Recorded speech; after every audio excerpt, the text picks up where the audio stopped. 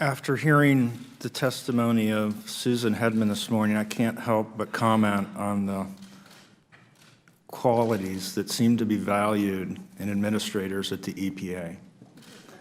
Willful blindness, in this case to the pain and suffering of Flint residents.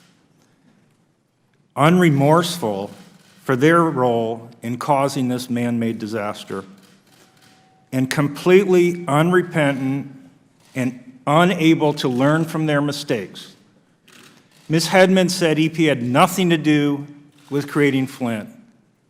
EPA had everything to do with creating Flint.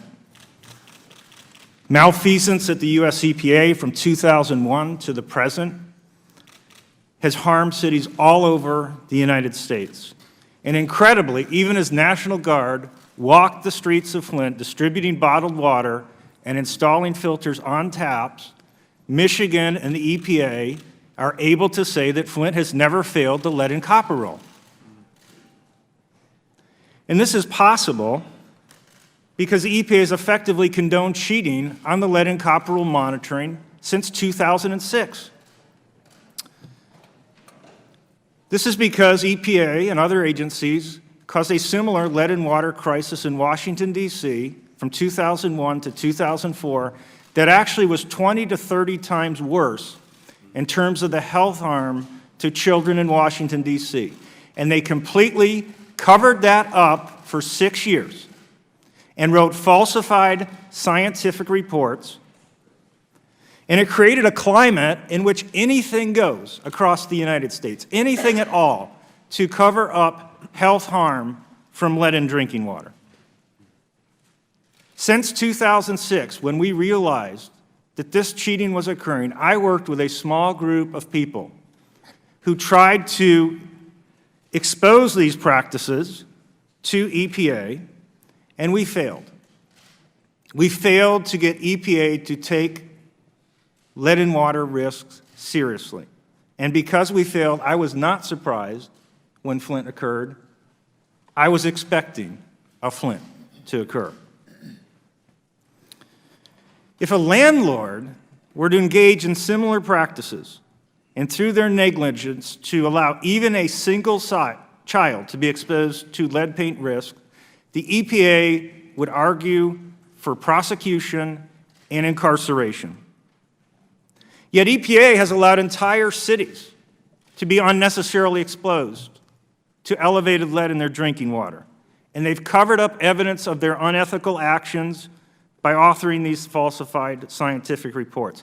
And they've never apologized for what they did in Washington, D.C. And incredibly, to this day, they have not apologized for what they did in Flint, Michigan. No apology from EPA. Completely unrepentant and unable to learn from their mistakes. I guess being a government agency means you never have to say you're sorry.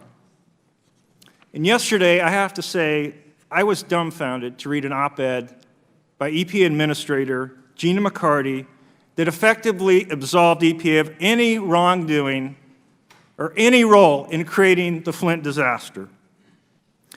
Aside from creating this climate in which a Flint was allowed to occur, I purposefully observed, witnessed, and uncovered wrongdoing by Ms. Susan Hedman at the US EPA in covering up this problem.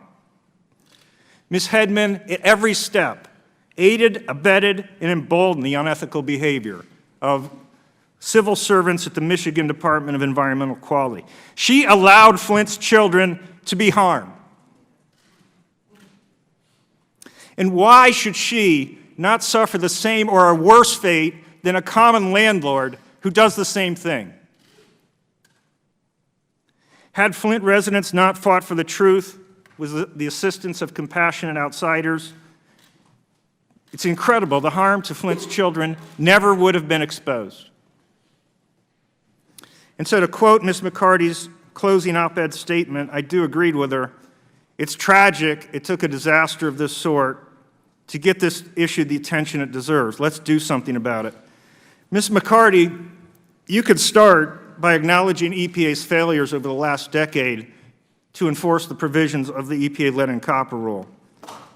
This is a critical and necessary first step to make EPA once again worthy and deserving of the public trust and its noble mission. Thank you.